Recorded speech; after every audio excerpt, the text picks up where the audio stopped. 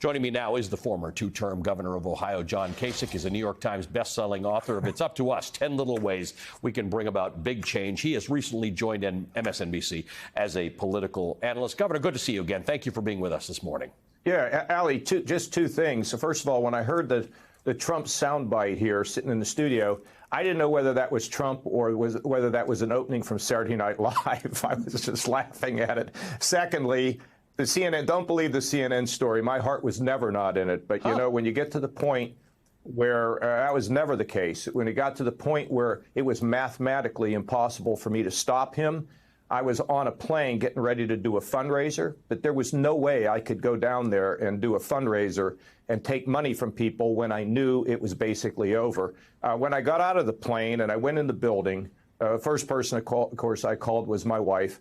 And then after that exhaustive effort to try to be president, I went behind a building right where the airport was by myself, and I had a good cry.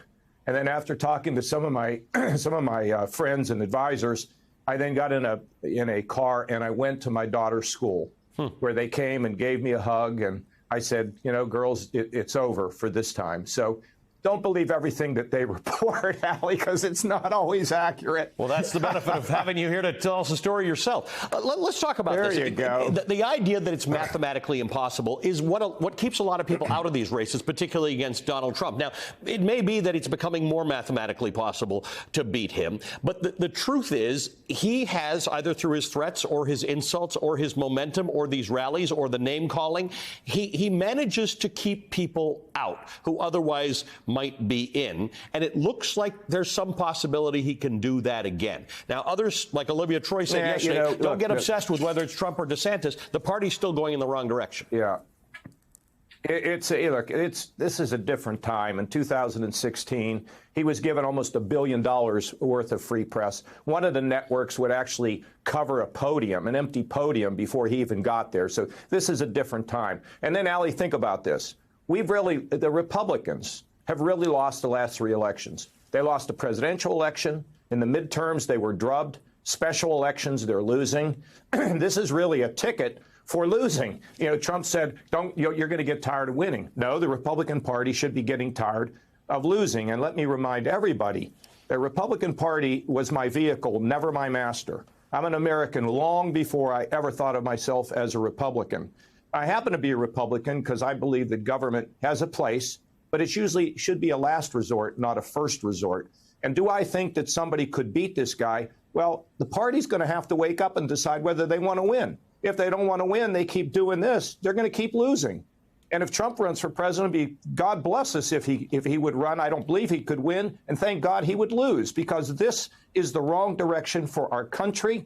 And if you happen to be a Republican, it's a wrong direction for the party and for conservatism.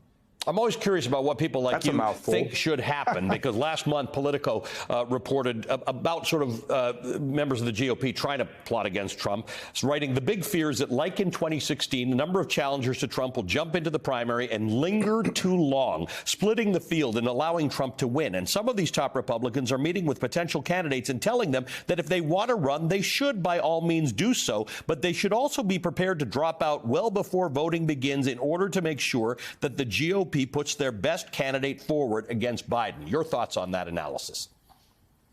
I don't know who these people are, but if they're a bunch of rich people, I will tell you about the way that they work. They're not interested in creating a winner. They're just interested, by and large, not always, in being with a winner. There are some Republican big donors who really do believe in principles, okay? But there is a tendency that I want to go to the cocktail party and be with a winner. I don't want to be there and be with some no-name. And it's not their decision to make about whether somebody wants to compete, because sometimes you can run for office, Ali, based on principle. And, you know, whether winning and losing is critical. But that's not all it is. I've been in more races where people thought I couldn't win, and I ended up winning. So I don't like people counting me out. When you run for president, it's a little different. It's a little challenging. It's very difficult. But I'm not counting anybody out at this point. I think it's a big mistake.